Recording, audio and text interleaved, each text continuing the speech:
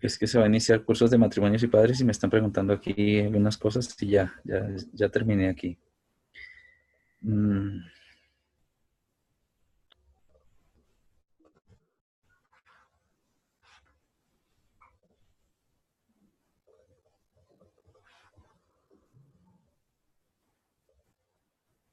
bueno, vamos a hacer una oración.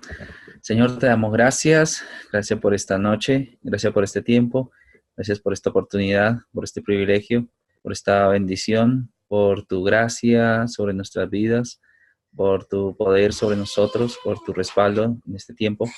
Yo que este tiempo de estudio que cada uno tiene sea muy provechoso, que cada uno sea recibiendo, tomando de ti cosas grandes, tomando de tu palabra, de lo que tú quisiste dar, lo que tú quisiste entregar a cada una de estas iglesias, Señor, a través de Pablo, como tu palabra es útil en todos los momentos y en todos los tiempos para fortalecer, para levantar, para bendecir, para ayudar.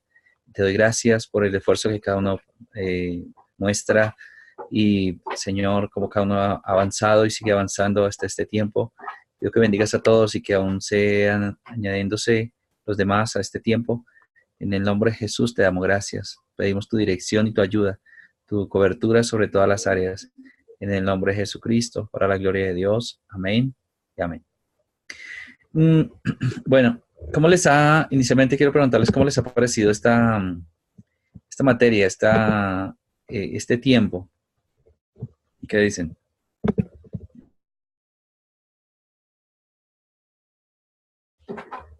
Bueno, Rogelio tiene el micrófono cerrado. Paola, por favor. Señor, em, pues he aprendido mucho con esta materia. Ha sido de verdad de bendición poder eh, como escudriñarla más, porque hay cosas que uno de pronto leía por encima y no entendía y no comprendía cuál era el mensaje que realmente Pablo quería dar. Bien, ¿Este era?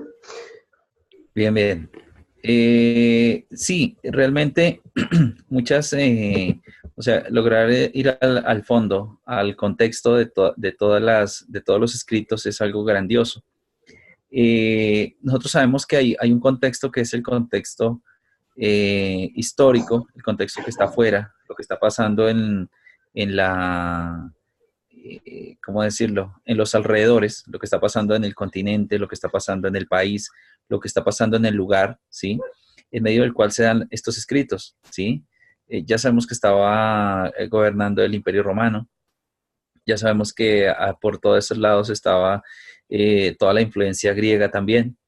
Sabemos que está el trasfondo judío, ¿sí? Y aparte está el contexto de lo que está pasando dentro de cada congregación o cada comunidad local, ¿sí? Y lo que pasaba ya con los destinatarios puntuales de las cartas.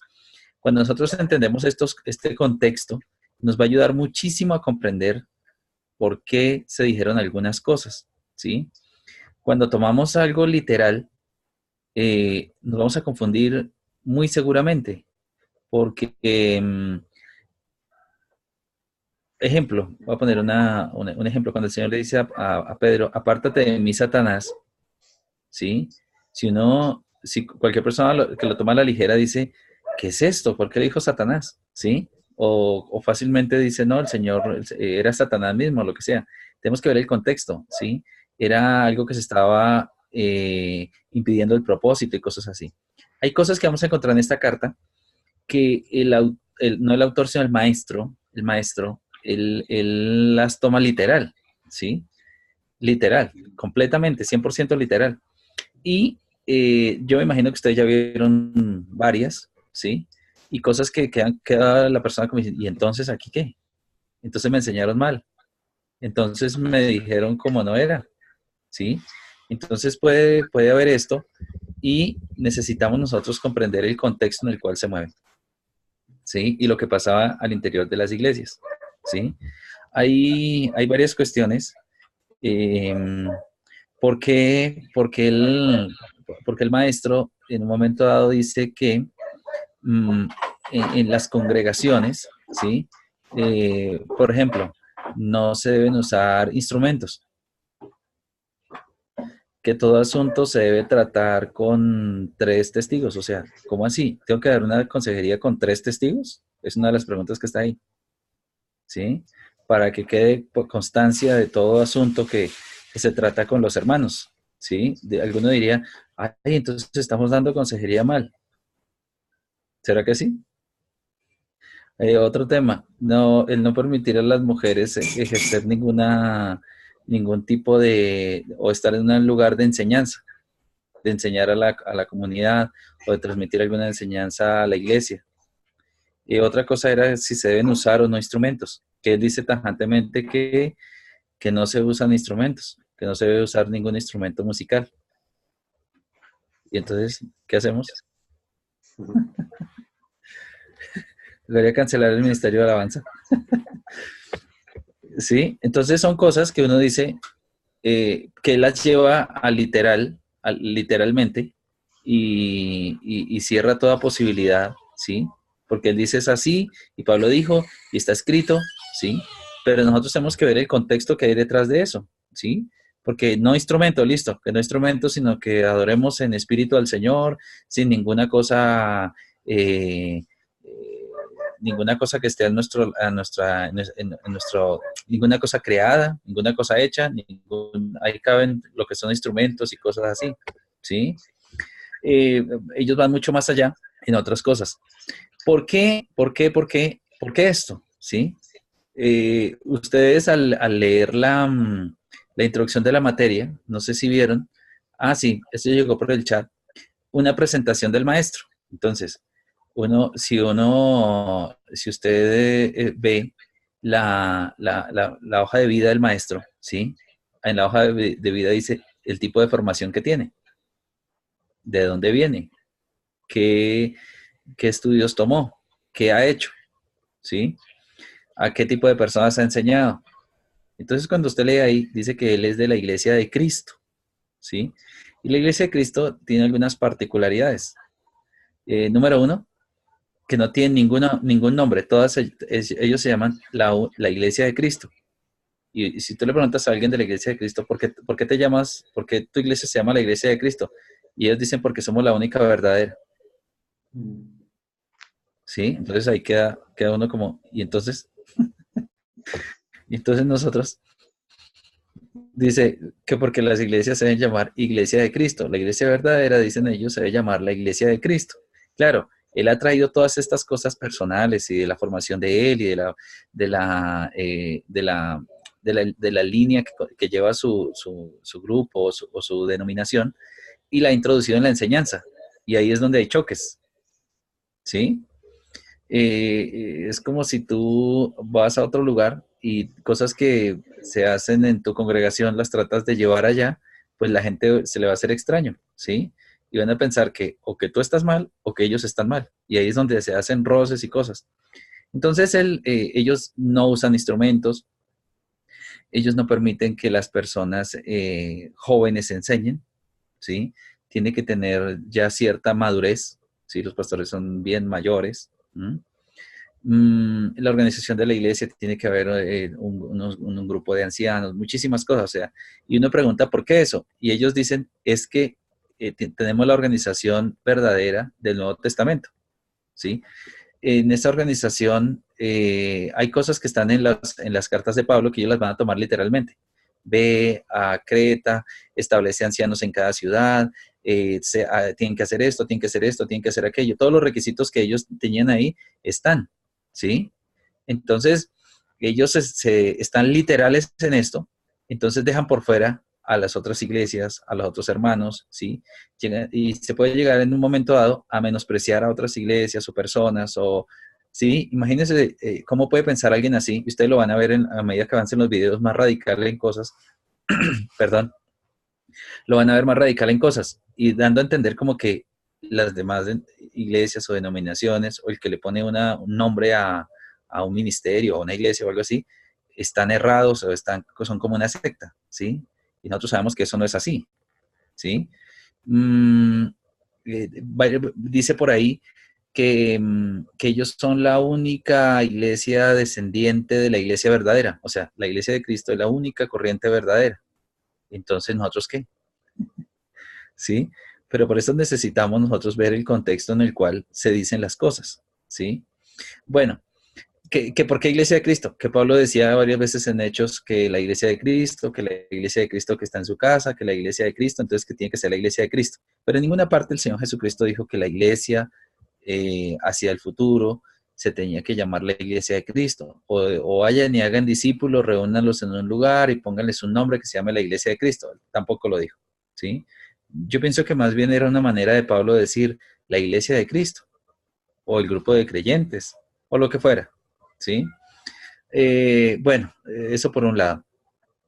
Ya en cuanto llega un momento en que lo han visto, lo van a ver, el ministerio de los jóvenes no va a ser bien visto, ¿sí? Que son sin experiencia, que no saben, que una cantidad de cosas, ¿sí? Y en un momento dado se podía contradecir porque Timoteo y Tito eran jóvenes y eran respaldados grandemente por Dios y tenían la unción y la gracia, han sido enseñados la doctrina, en la palabra y tenía mucho para dar. Pablo le dice, mira, eso que has recibido, eso que has oído, eso que te fue entregado, sé fiel en esto, haz la obra, sí, lo respalda muchísimo, no lo frena.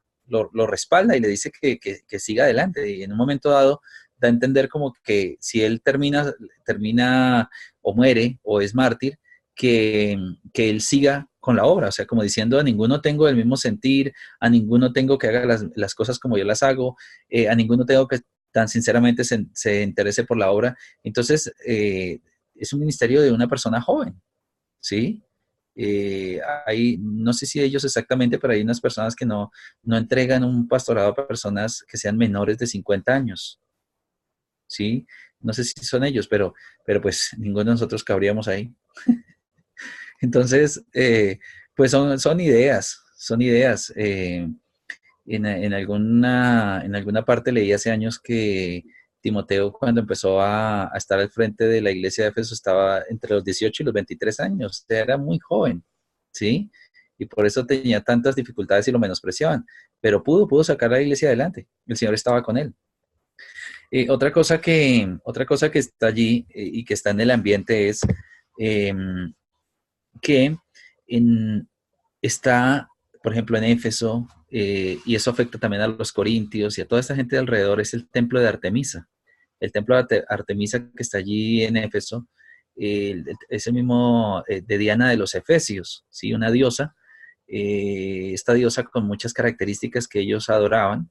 Eh, Leyendo un poco más acerca de esto, dice en unos asuntos arqueológicos que era un meteorito que había caído allá, que ese meteorito tenía una forma particular y que ellos decían que era la gran Artemisa, o la llamaron después Diana de los Efesios. Le atribuían muchas cosas y era como una diosa madre, una diosa, ¿sí? Y era la que regía todos los asuntos de Éfeso y regía todos los asuntos de esa parte del mundo, por decirlo así. O sea, toda la gente que tenía que ver con ese templo para búsqueda de prosperidad, para búsqueda de salud, para búsqueda de bienestar, para búsqueda de muchísimas cosas. Entonces, la vida del pueblo, la vida de la gente afuera, la vida de las ciudades estaba entrelazada con esto. En toda la región existía el matriarcado, ¿sí? ¿Cómo era esto? Es que las mujeres eran las que dirigían, las mujeres eran las que mandaban, las mujeres eran las que decían qué se hacía, qué no se hacía, ¿sí? Tenían eran la cabeza, las mujeres, por decirlo así. Y esto lo acrecentaba más las vírgenes del fuego, que eran las que cuidaban el templo del fuego en Roma, ¿sí? Cualquier persona que necesitara fuego lo conseguía allí en antorchas, se lo suministraban en ese templo y permanecían en las casas, en los palacios, en todas partes, ¿sí?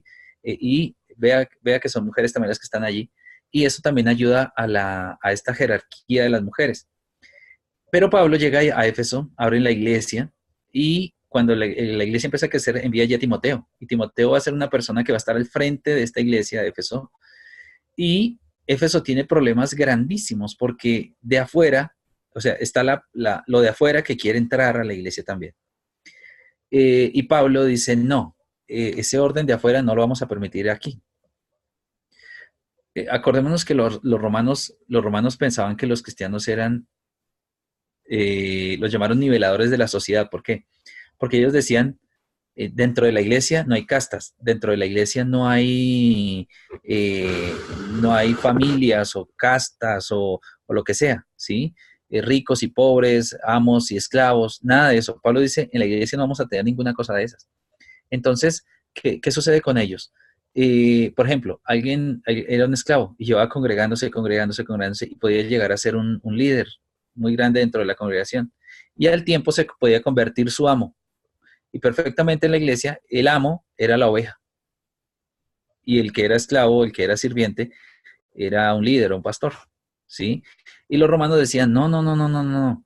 El que es siervo tiene que ser allá siervo. Y el que es amo tiene que ser allá amo. Pero Pablo no iba a permitir eso nunca. Entonces, ¿qué pasa?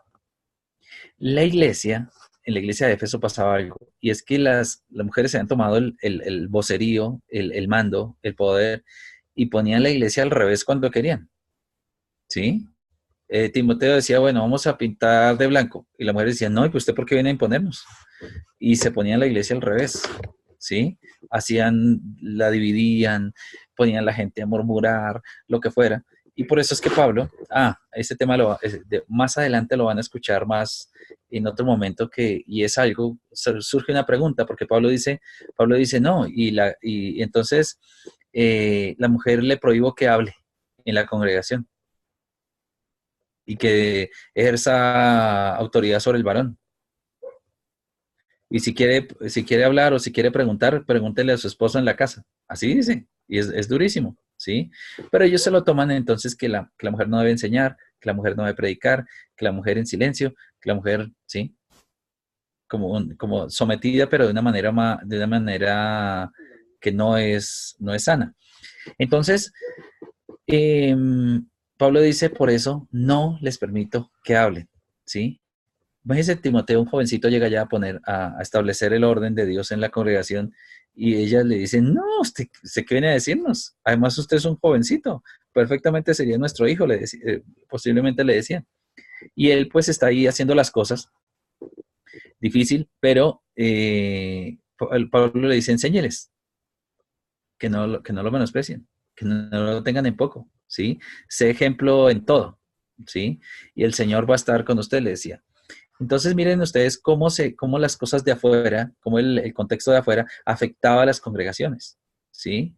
En los Corintios, ¿sí? Pasa algo similar. En Corinto era una ciudad comercial, era una ciudad de viajeros, era una sociedad de intercambios de muchas cosas. Entonces había gente de todas partes y toda la gente tenía sus dioses, sus templos, sus creencias y así mismo llegaba la gente a la iglesia, ¿sí?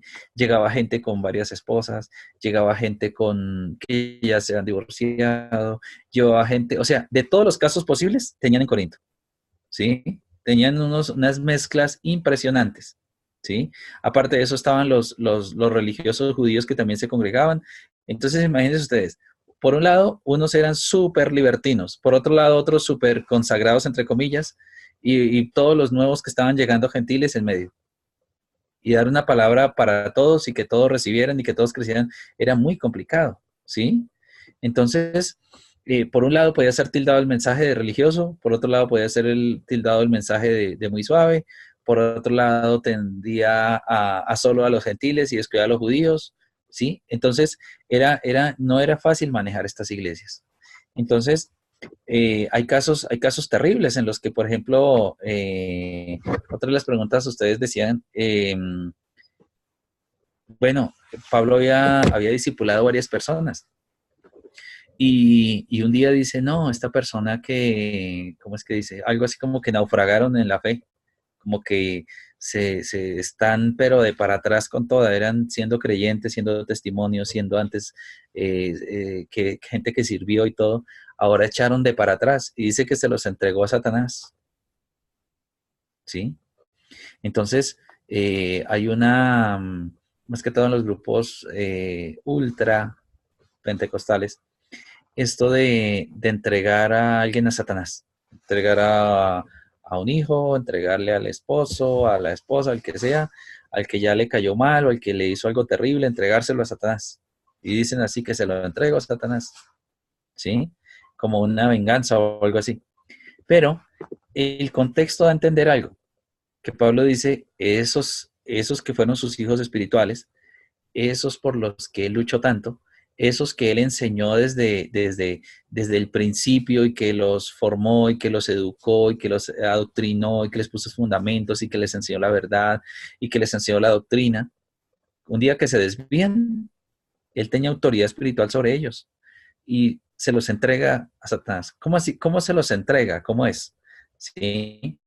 Acuérdense ustedes que el Señor hizo algo así con Job. ¿Qué pasó con Job? Satanás no lo podía matar, Satanás no lo podía tocar sus bienes, podía tocar los animales, la casa, las cosas, o sea, lo que había, ¿sí? Pero a él no. Solo hasta cuando, solo hasta cuando Dios le da permiso, por decirlo así, ¿sí? ¿Quién tenía autoridad sobre esta gente? Pablo, que era su padre espiritual, Pablo que los había engendrado, Pablo que los había dado a luz, ¿sí? Es como cuando, no sé si ustedes se acuerdan, hace muchos años, o de pronto escucharon, que la mamá o el papá le decían a la profesora, a la maestra de la inicial o la primaria, le decía, y si se porta mal, le autorizo que le dé unos tres, ¿sí? Y, y la maestra o eso le daba ya porque le habían autorizado. Sin autorización no hacía nada. ¿Por qué se los entregaba así? Se los entregaba para que los pudiera tocar. Generalmente era una enfermedad o algo terrible que pasaba sobre la persona y la persona reaccionaba y se volvía a Dios y se arrepentía y esas cosas, ¿sí? Mm, esa es una manera de ver las cosas muy en las líneas del cristianismo y estas cosas muy pentecostal y es muy usada en grupos así que entregarle a alguien a Satanás y que Dios lo trate y que ya va a ver que le caiga el juicio de Dios y esas cosas, buscando que la persona se arrepienta, ¿sí? Pero por otro lado está algo que venimos viendo y que venimos aprendiendo hace un tiempo, y es que Dios, la palabra dice que su benignidad nos guía al arrepentimiento. O sea, no sé si ustedes han visto que la persona a veces cuando le caen juicios o le pasan cosas terribles, se pone peor. Hay gente que no reacciona. Hay gente que antes más se aleja. Hay gente que se pone peor de rebelde, peor de hablar cosas. O sea, horrible. ¿Sí? Entonces, no hay como una medida.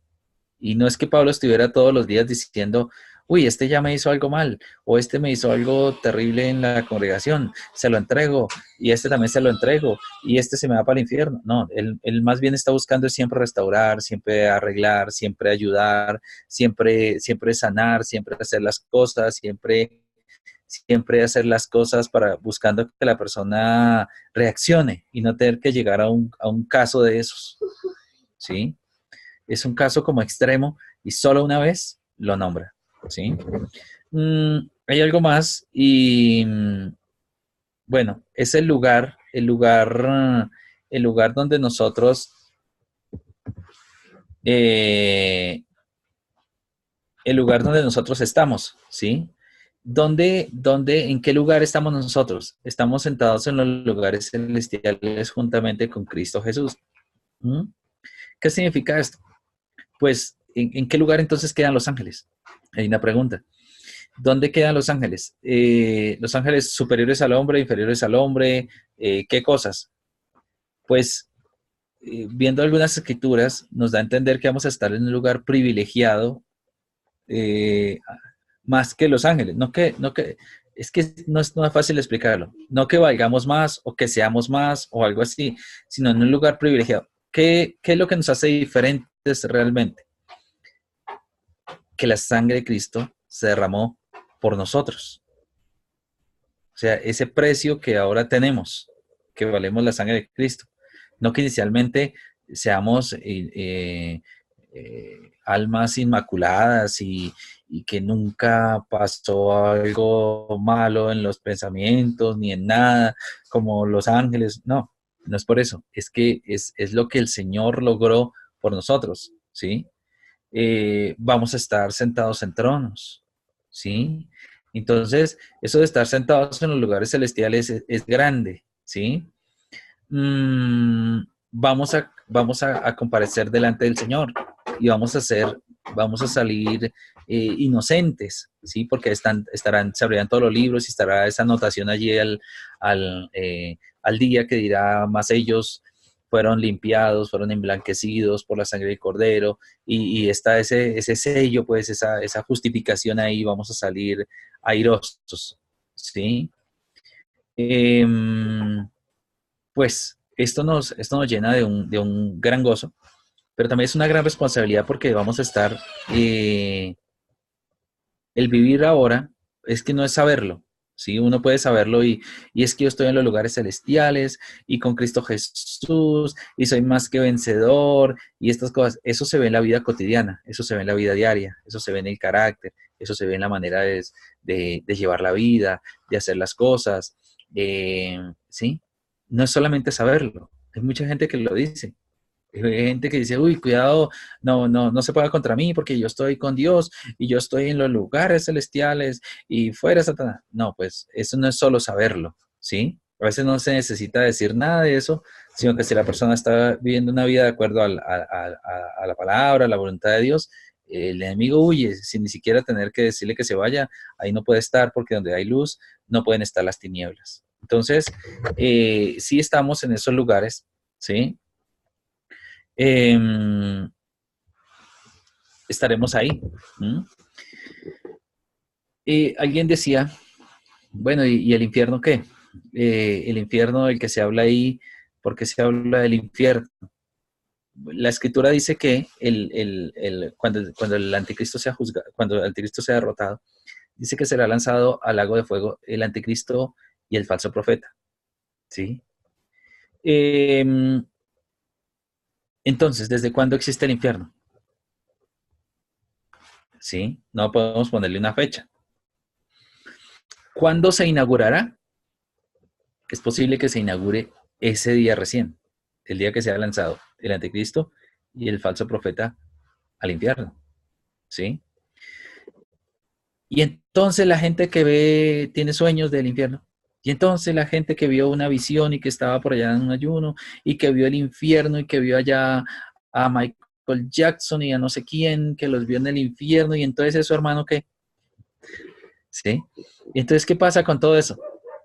Pues es una visión que tuvo, pero todavía ni Michael Jackson, ni ninguna de esas personas ni ha sido juzgado todavía, ¿sí? Porque la persona no se va muriendo y va a un juicio, y no se muere y otro juicio y otro juicio, y ahí al día millones de juicios, uno por uno, para irlos lanzando al infierno. No hay tal. Será un juicio múltiple, ¿sí? En el cual pasarán los creyentes, y otro, o sea, la iglesia triunfante, y otro en el cual compareceremos todos, y serán apartados unos a la derecha y otros a la izquierda, ¿sí? Y unos serán apartados al lago de fuego, no sin antes pasar por un juicio. Ay, pero entonces, pues yo no sé, tal vez el Señor le puede mostrar a alguien cómo es que va a ser el infierno, ¿sí? Pero lo que pueden ver tal vez es esta antesala del infierno, lo que es llamado el Hades, ¿sí? El lugar de los muertos. Es como una antesala, ¿sí? No es el purgatorio, ninguna cosa, locura de estas que se inventaron en la Edad Media. Es porque, si bien es cierto, el cielo es el cielo, y hay como una antesala o un lugar de espera para el cielo, que es el paraíso, ¿sí? Que es allí donde, ustedes se acuerdan de este hombre, ay, como que también se llamaba, bueno, este hombre que estaba con llagas y que comía a la mesa de un rico, y que estaba ahí y que un día murió y fue al paraíso, ¿sí? Y ahí estaba Abraham, imagínense, en el paraíso. Y allí está toda la gente de Dios, o toda la gente justa que ha muerto, Lázaro, ¿sí? Este hombre, no dice que está en el cielo, está en el paraíso, porque alguien no se va derecho al cielo sin un juicio, sin salir inocente en un juicio, ¿sí? Bueno, igual esto enseñarlo así abiertamente, la gente se puede confundir, porque es que esos videos o esos audios del infierno, esos son tan reales, ¿sí? Alguien puede decir, no, pero es que yo escuché que era verdad, ¿sí? Puede ser que el Señor le haya mostrado hacia el futuro cómo es que va a ser, pero mientras tanto, está ahí, el paraíso, ¿sí? O el Hades, que el Hades era donde estaba el rico este. ¿Y qué pasaba con ese rico? Que estaba sufriendo, no le estaba pasando muy bien, ¿sí? Estaba siendo atormentado ya, porque sabía lo que le venía, sabía que el castigo que iba a obtener, ¿sí? Eso en cuanto a ellos. Entonces, en cuanto a cielo e infierno y ángeles caídos. Mm, bueno, en cuanto al matrimonio. Esto sí que es un tema, ¿cierto? Porque es que llegaban mmm, con varias esposas, llegaban con la que no era la esposa, llegaban y malentendían las cosas, ¿sí? Entonces hay gente que es yo no sé, que dicen, bueno, las cosas viejas pasaron, pastor, entonces sí, y como ella no quiere caminar con el Señor ni venir a la iglesia, yo le estoy orando al Señor a ver si me da una esposa aquí. Qué locura. No sé si usted ha escuchado gente así, pero hay, ¿sí? Y entonces las cosas viejas pasaron y todas nuevas. Entonces esposa nueva. ¿Mm? Otros que han dejado una y han dejado otra y han dejado otra y quieren que el Señor les dé otra y están por ahí buscando a ver. ¿Mm? Eh, uno de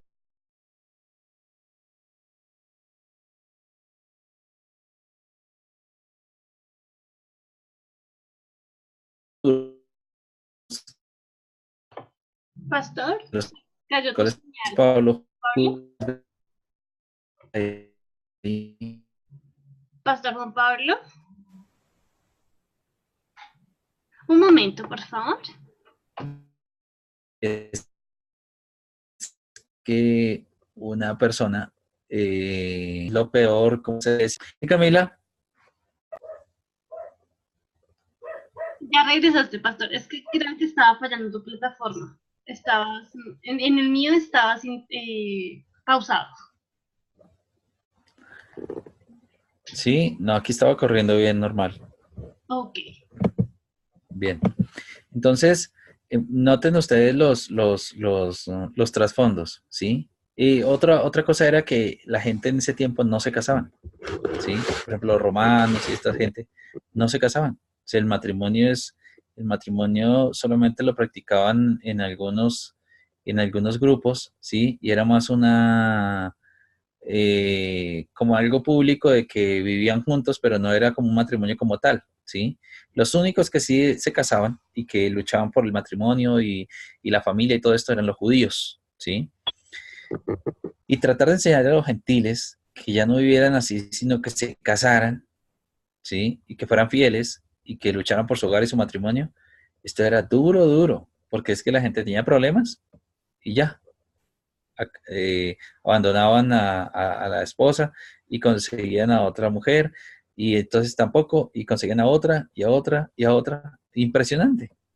Por eso es que en Hechos de los Apóstoles, una vez que no quieren a los gentiles en la iglesia, y no los quieren, y no los quieren, y no los quieren, y quieren que solo estén judíos ahí, hacen algo, y es que ellos le dicen, bueno, una de las cosas es que no coman sangre, otra cosa es que no tengan ídolos, y otra cosa que se casen, que dejen la fornicación. Y los judíos dicen, ahora sí, los dejamos por fuera. Y sabe que hicieron la tarea, dejaron los ídolos, dejaron de comer cosas con sangre y la gente se empezó a casar y a arreglarse ni a luchar por su matrimonio y les tocó aceptarlos en la iglesia. Y esto fue parte del concilio del año 50 en Jerusalén.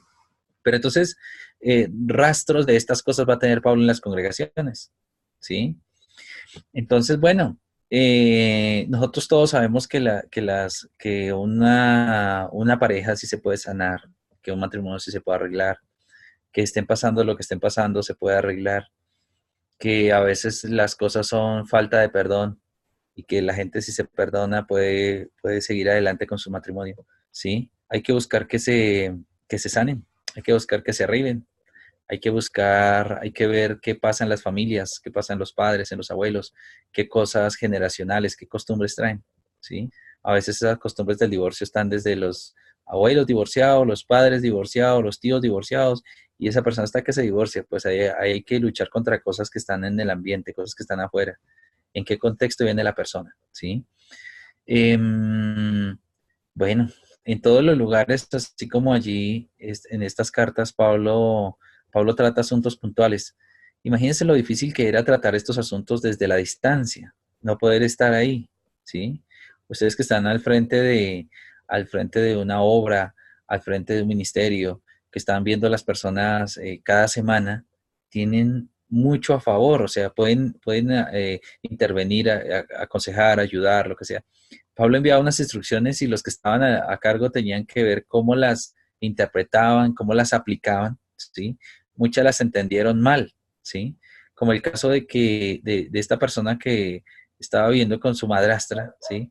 Y esta gente lo había casi lo acaban. Y Pablo en la otra carta dice, no, ¿cómo fueron a hacer eso? Mire, esta persona se humilló, esa persona se arrepintió, esa persona pidió perdón. Ustedes debieron era restaurarle con espíritu de mansedumbre. Parece otro Pablo que dice primero que deben expulsarlo, debieran, esa persona debía ser, ¿cómo es que dice? Cortado, sí, algo así, unas cosas durísimas. Y después dice, no, debieron haberlo restaurado con espíritu de mansedumbre, apenas se arrepintió, apenas se humilló, debieron ustedes darle la mano, levantarlo, ¿sí? Pues eso es lo que debemos hacer. Hay personas que a veces pues son problemas, no aportan mucho y al contrario es más lo que dañan, ¿sí? Hay gente que no tienen hogares firmes y cada rato están en problemas y en discusiones y andan diciéndole a uno y otro sus problemas en las congregaciones. Y hay congregaciones que cuando alguien así se va, esas personas problemáticas, dicen, ay, descansa, uff, al fin se fueron. Sí, paz y armonía. Pero ¿quién rescata a esa gente? ¿Quién les ayuda a esas personas? ¿Sí? Hay casos de casos que podemos decir, uy, el Señor como que llegaron aquí fue para ayudarnos con nuestra paciencia, pero hay casos de casos, ¿sí? Y bueno, siempre está el Señor que los pone ahí, a ver qué podemos nosotros, en qué medida podemos restaurar y sanar gente así. Entonces, en estas cartas, esos asuntos que presentaban las iglesias son asuntos actuales, ¿sí? Claro, no en los extremos en los que estaba esa gente de ese tiempo, pero son cosas que enfrentan las personas, son situaciones que enfrentan las congregaciones, son situaciones que enfrentan los pastores, los líderes, guiando a su gente, ¿sí? Y que siempre debemos estar pegados del Señor, creyendo del Señor, esperando su dirección, esperando su ayuda, ¿sí? Porque Pablo enviaba las cartas y esto no eran correos o un chat que yo, listo, dígales tal cosa, haga así, y enseguida le respondo a Pablo, vea, dijeron esto y aquello, entonces, sí, entonces este domingo enseñé así y así. No, eso eran cartas que era posible que fuera la última que llegara y no eran más. Entonces la persona que estaba a cargo, fuera cualquiera de los pastores en las iglesias estas, tenía que recibir la dirección de Dios para cómo manejar estos asuntos y cómo mantener la victoria y su lugar y su ministerio a flote y la iglesia venciendo cosas, ¿sí? Si la iglesia empieza a vencer, la gente empieza a vencer cosas, la iglesia va a empezar a avanzar y va a ser una iglesia de victoria. Si la gente siempre va a estar en las mismas y en las mismas y en las mismas, va a haber un ambiente como de derrota, como de fracasados, como de cosas así. Pero si uno va venciendo a uno, venciendo a otro, va a ser gente y va a haber un ambiente de gente victoriosa, de gente que está avanzando. Y la gente siempre tiene que ver la salida, la gente tiene que ver que sí es posible cambiar, que sí es posible mejorar, que sí es posible avanzar, ¿sí? Exhortar es eso, exhortar es mostrar el camino hacia la victoria, el camino hacia la respuesta, el camino hacia lograrlo, ¿sí? Eso es exhortar.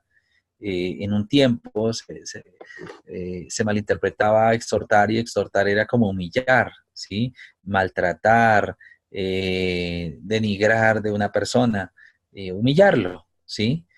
Y no, exhortar es, sí, hacer reconocer que algo está mal y que la persona lo vea sí, que está mal, que no es así, pero que sí puede lograrlo, que sí puede llegar a ese punto que es un punto bueno, que es un punto bonito, que es un punto en el que puedes ser victorioso, que no hay áreas en las que no se consiga victoria, sino que sí se consigue. Si la persona toma los pasos adecuados y hace las cosas correctas y toma la palabra y la oración y el consejo, las personas pueden tener victoria.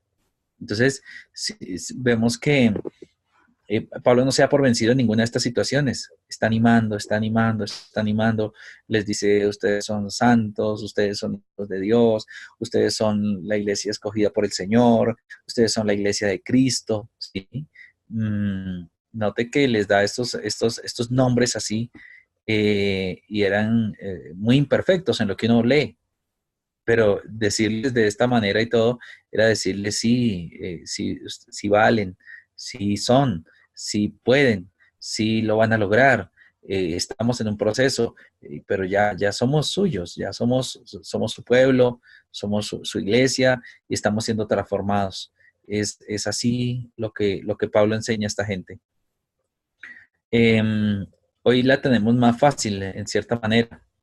La influencia de afuera es fuerte, pero no es de que maten a los creyentes o que los estén encarcelando o si hay idolatría y esas cosas, pero no es tan fuerte como ahora, ¿sí?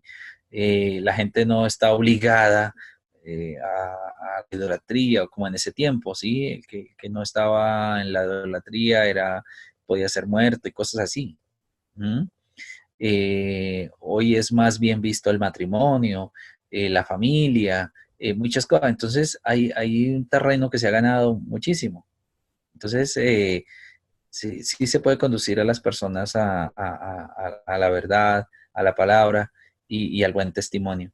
Entonces, bueno, esto es a grandes rasgos de las cosas que se han preguntado, ¿sí? Que se han preguntado acerca de estos primeros videos, ¿sí? De pronto van a notar cosas que el maestro hace énfasis, ¿sí? Si quiere escríbalas y las envía ahí por el chat y en la siguiente tutorial las hablamos, ¿sí?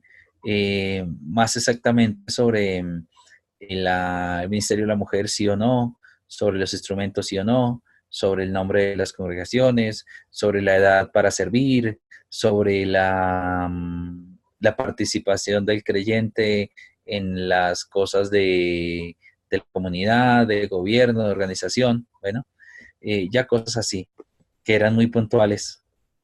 Lo que no podemos hacer es tratar de imponer a otras personas lo que una iglesia o una denominación tiene como unas cosas propias, imponerlas a otros, ¿sí?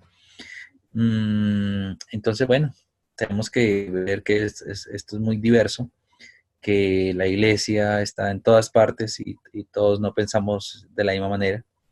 Entonces, bueno, lo que sí tenemos es un Salvador que murió por nosotros, tenemos al Padre que nos ama, tenemos a su Espíritu que nos está santificando, que nos está guiando a la verdad, que nos redarguye todos los días, que nos enseña, que nos conduce y que no estamos solos en esto, que no es algo que nosotros tengamos que conseguir por nuestra fuerza, sino que más bien tenemos es que permanecer en lo que ya Él ha logrado por nosotros y avanzar en esto, ¿sí?